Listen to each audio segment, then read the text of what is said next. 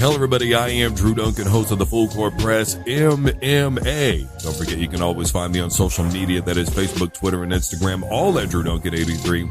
Additionally, you can find the Full Court Press MMA on social media as well. Just simply Google the Full Court Press MMA. Additionally, you can find our subsidiaries, the Full Court Press Football and Basketball. Folks, I am super excited to have our next guest on. Her name is Shamir Hella Kitty Peshewa. She comes in at as 1-0 in her pro record. She is a bantamweight, and she is currently ranked number 5 among all pound for pound in the state of Tennessee. Shamir, I want to tell you it is a huge treat to have you on the program. Thank you so much, Drew. I'm excited to be here. You're very welcome. And the first thing that I want to know is, can you just please tell me the story of how you got to meet the late, great Stan Lee? Yes. So I had wanted to meet Stan Lee since I was a little kid. I love comic books. I love Marvel specifically. And I had always wanted to meet him. I was at Dragon Con, which is a convention that happens in Atlanta every year that I attend every year. And he was going to be there. And I was like, man, this might be the last chance I get. You know, because honestly, I was like, all right, universe, put it out there. Let's find a way to meet this guy somehow. You know, like, you've missed opportunities before. Let's do this. So it was one of these things where people were lined up to meet him, right? And I'm like, I'm going to do this. I'm going to get in there and I'm going to talk to him. So the woman's like, no speaking to him, no anything. And I was like, I'm going to speak to him. And she was like, okay, well, you're just going to move right on through. And I'm like, no, I'm not. So, of course, I didn't. And I spoke to him for about 5 minutes, which doesn't seem much to some people, but how I grew up, I really looked up to him. I really thought, you know, if he could create all these characters and, like, make this universe and, like, be nothing and create such a huge empire, you know, that was, like, really a big thought for me when I was little. I was like, man, if this guy can do this, I can do pretty much anything I want to do. Like, he didn't, you know, he was just a writer. He didn't envision making this entire company. So I did get to meet him and talk to him and, of course, get my picture with him. And so that was pretty cool to me. I'm a little jealous. I'll be the first to admit that. And the other thing I want to know is, really quick, I have always said that I think Marvel has better villains, but I think DC has better heroes. What does Shamir think? I think that DC had the idea to have better heroes.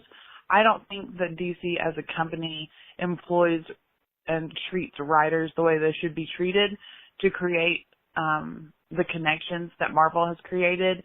Their writing is just so much deeper. And what I mean by that is, like, if you read a comic 10 years ago and you read a comic today, there's ties to that 10-year ago comic, even if it was an alternate universe, even if it was, like, a different writer. Like, they've stayed very consistent so that there's, like, a timeline, which DC has not, in my opinion. Pretty nerdy. So. We'll just agree to disagree, but that's fine. That's fine. That's fine. It's no big deal. It's no big deal. You just broke my heart. That's all. I did want to be Batman when I grew up. When I was little, I really thought I could grow up to be Batman because he wasn't a superhero.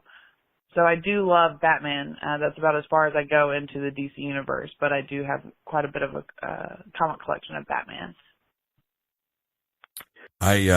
My mom loves to tell the story from when I was little. I used to jump off the furniture with a cape on and go, ha, that's Batman. So that was random artifact about your host, Drew Duncan. Shamir, look, there's a glaring question that's up, and I think the world would love to know how you got the nickname Hella Kitty. So I played roller derby. And I don't think anyone's ever actually called me Hella Kitty. Like, I don't think anyone's ever people call me Hella, and that's my gamer tag, like, on Xbox and Twitch and stuff like that. But I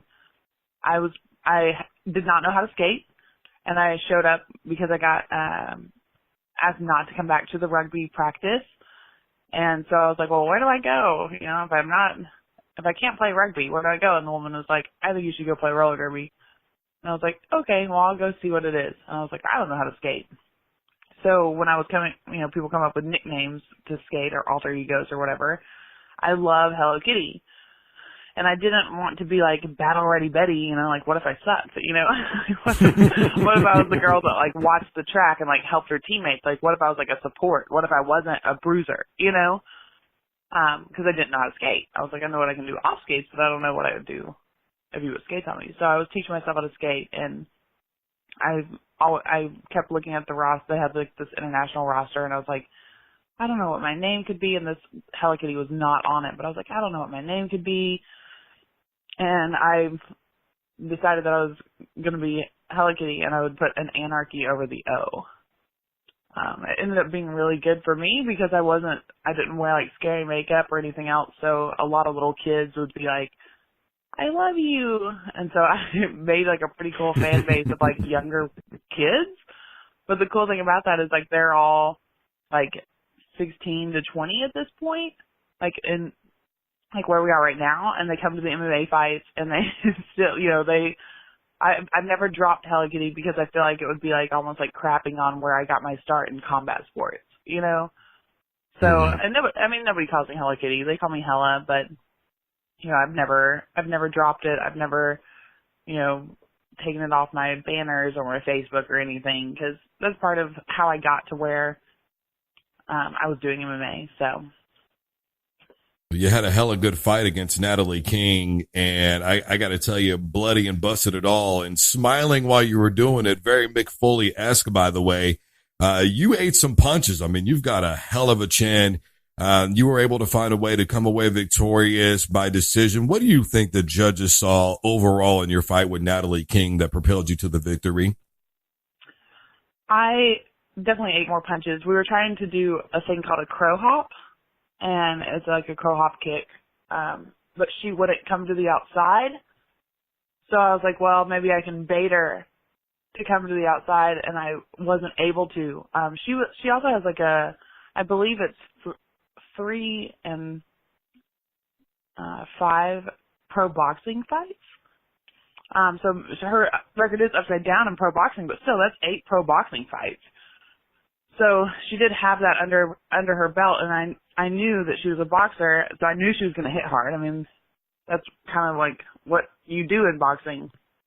I think that they saw that she couldn't stop it. Like there's a lot of times in Invicta or UFC or things like that where somebody might take more shots, but if they're obviously not affecting the person, I don't know if they count as much, and I can't say for sure what they saw, but in my opinion, that's what I've seen in other MMA fights, and I've judged a couple of cards, and if you're even if you're taking the shots, if you're still coming forward, I don't know that it could count as much, When I was watching that fight, one of the things that I noticed is you continuously circled, it appeared to me that she was not doing a very good job of cutting off the ring. And then, of course, your ground game, I think, obviously really propelled you, especially later into that second round. You had her down. It looked to me like there was going to be a near submission there. She was kind of able to wiggle out a few times, but I think for the most part, you were able to dominate her on the ground. You are a blue belt. Do you think that you're a very balanced fighter in that regard? I definitely like grappling more.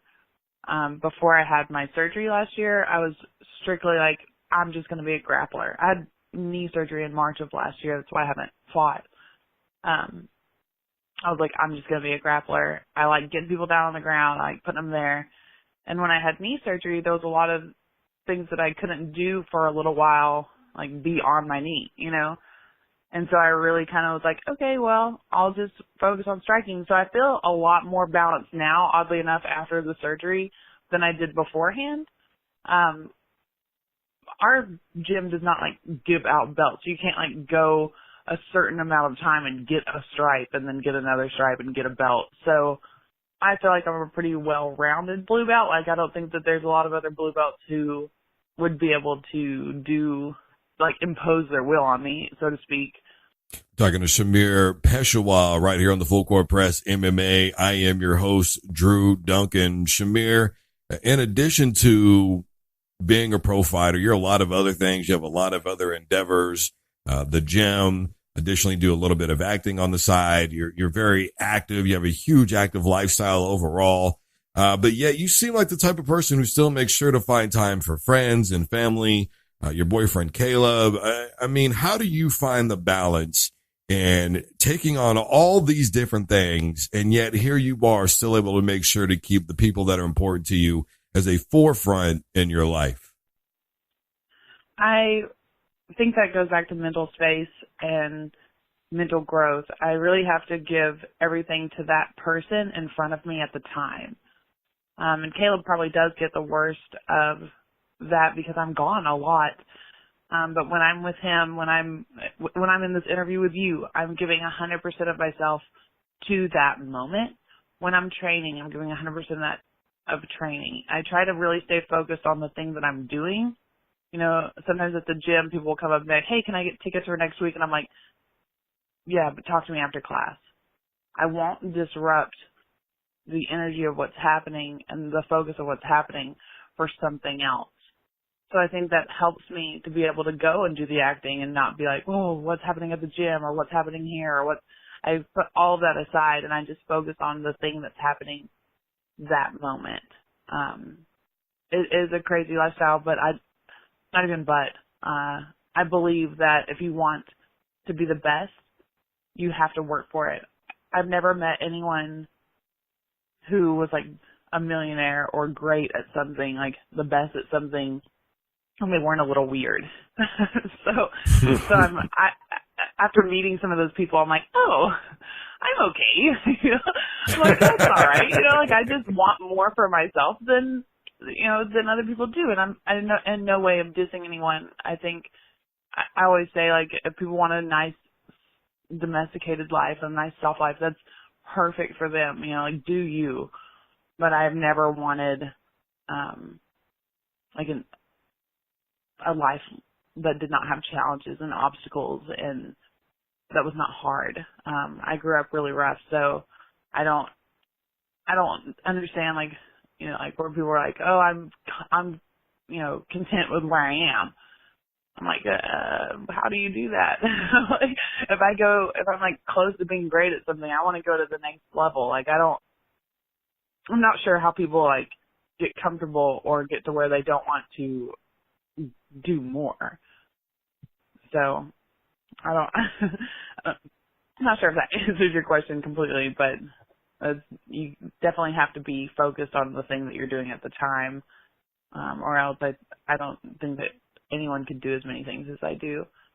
For me, the message is live in the moment. Shamir, this is the part of the show where I give my guests an opportunity to say whatever it is that's on their mind. The floor is 100% yours. There's no right or wrong answer here. Go ahead. Somebody fight me April 5th. Please, dear God, somebody fight me April 5th, Knoxville, Tennessee. If you don't want to fight me April 5th, send me a contract. Send me something. 35, 45. I don't really care. Shit, 55. I'll chug some water and weigh in. It doesn't matter to me. You know, this is a hard sport. There's not that many females that are 35, 45, 55 anymore. Let's do this, ladies. Let's do this. I want to say thank you to all my sponsors. I want to say thank you to Caleb. He's my rock a lot of the times, and he goes beyond being a partner a lot of the times. Thank you to everyone at Knoxville Martial Arts Academy. Thank you to my nutritionist, Eddie Raymond, over at Eddie's Health Shop. Thank you to Vivid Tattoo. They have supported me since day one. Thank you to all my sponsors. You guys mean a lot. Without you, I couldn't do a lot of the things I do. Thank you to my fans, my family, my friends. I really appreciate you guys. And, of course, thank you to you, Drew, for having me on the show. Shamir, you're very welcome. And I got to tell you, I'm a little concerned about your well-being. You're just calling out anyone and everyone. You don't stop playing. You're going to mess around and have somebody showing up at your front doorstep. It's fine with me. I got a backyard. It's all right with me. We'll take this thing viral. Go Campbell slice on them. Fine with me. Wouldn't be the first time. All right, everybody. Her name is Shamir Peshewa, a.k.a. Hella Shamir. Thank you so much for being on the program. Thank you so much. Have a great day. You're very welcome, and to you as well. All right, everybody. I am Drew Duncan, host of the Full Court Press MMA. Don't forget to use the hashtag Don't You Dare Touch That Dial. And as always, don't you dare touch that dial.